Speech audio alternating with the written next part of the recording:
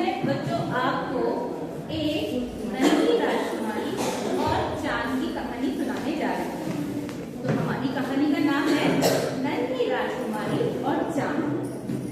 बहुत समय पहले की बात है। एक राज्य में महिप सिंह नाम का राजा राज करता था।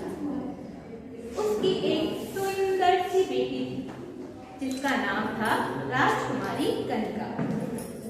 कनिका की माँ का स्वर्गवास थोड़े ही दिन पहले हो गया था, जिस कारण राजकुमारी बहुत उदास रहती थी और खिड़की से चांद को हमेशा देखा करती थी। एक दिन वो अपने पिताजी से बोली, पिताजी मुझे चांद चाहिए। राजा उसकी बात सुनकर परेशान हो गया। उसने उसे समझाने की बहुत कोशिश की। बेटी, चांद तो हमेशा आसमान में रहता है। अगर वो जमीन पे आ जाएगा तो पूरे संसार में अंधेरा छा जाएगा। पिताजी की बात सुनकर कनिका उदास रहने लगी। धीरे धीरे उसने खाना पीना सब छोड़ दिया और बस उस दिन रात चांद को देखा करती थी। धीरे धीरे उसकी तबीयत बिगड़ने लगी और वो बीमार हो गई। राजकुमारी की ये हालत देखकर राजा बहुत परेशान हो गए। उन्होंने अपने राज्य के मंत्री, यहाँ तक कि जादूगर सभी को बुलाया कि किसी तरह मेरी राजकुमारी को चांद लाकर दो। मंत्री और जादूगर बोले, महाराज ऐसा तो संभव ही नहीं है, ये आप भी जानते हैं। राजा बोला, तो फिर इस तरह तो मेरी पुत्री की तबीयत और खराब होती चली जाएगी। राजा ने फिर राज्य में मुनादी करवा दी कि जो भी मेरी पुत्री को सही करेगा मैं उसे ढेर सारा धन दूंगा। राजा की ये मुनादी सुनकर उनके पास कौन आता है बच्चों?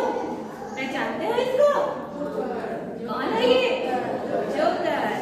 जोकर का काम होता है रोते हुओं को हंसाना। इससे राजकुमारी की हालत देखी नहीं जाती और वो उनके पास जाता है, राजा के पास, और कहता है, महाराज मैं राजकुमारी को ठीक कर सकता हूँ, लेकिन उसके लिए मुझे पहले राजकुमारी से मिलना पड़ेगा।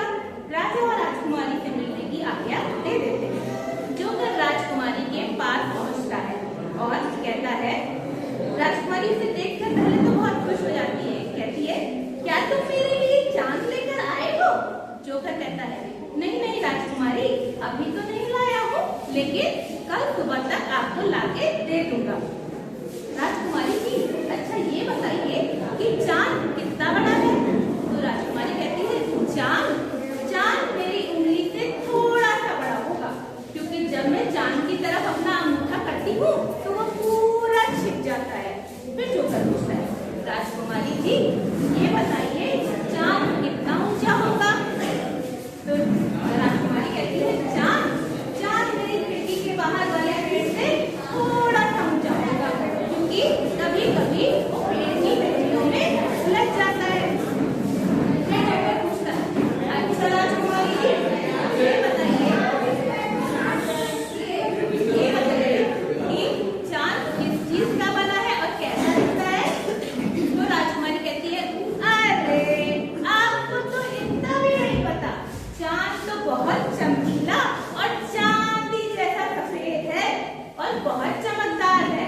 तो जोकर कहता है, ठीक है राजकुमारी जी, अब जब आज शाम को वो उगेगा तो मैं अपने सिपाहियों को पेड़ पे चढ़ाकर चांद को उतरवा लूंगा और आपको सुबह लाके दे दूंगा। राजकुमारी खुश हो जाती है और जोकर धीरे धीरे जाता है महाराजा के पास और उनसे कहता है, महाराज मुझे अब आपकी समस्या का हल मिल गया है। और उनके कान में कुछ कहता है। राजा को उसकी योजना बहुत पसंद आती है। फिर जोकर सुनार के पास जाकर एक चांदी का गोल सा चांद बनवा के लाकर राजकुमारी को दे देता है, जिसे पाकर राजकुमारी बहुत खुश हो जाती है और खेलने लगती है। धीरे धीरे उसकी तबीयत भी सही हो जाती है और वो खुश रहने लगती है।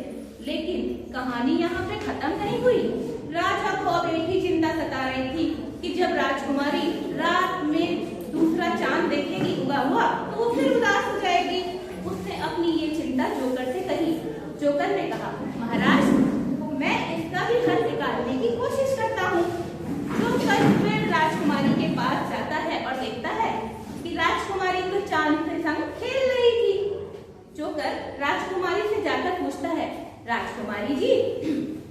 बताइए कि जब कोई फूल टूट जाता है तो क्या होता है?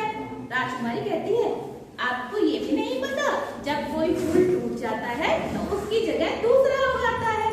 जोकर कहता है, अच्छा राजकुमारी जी, ये बताइए, इस अगर कोई चांद को तोड़ लाएगा तो क्या होगा? राजकुमारी कहती है, अरे बुद्धू, आप तो बिल्कुल ही कुछ नहीं जानते।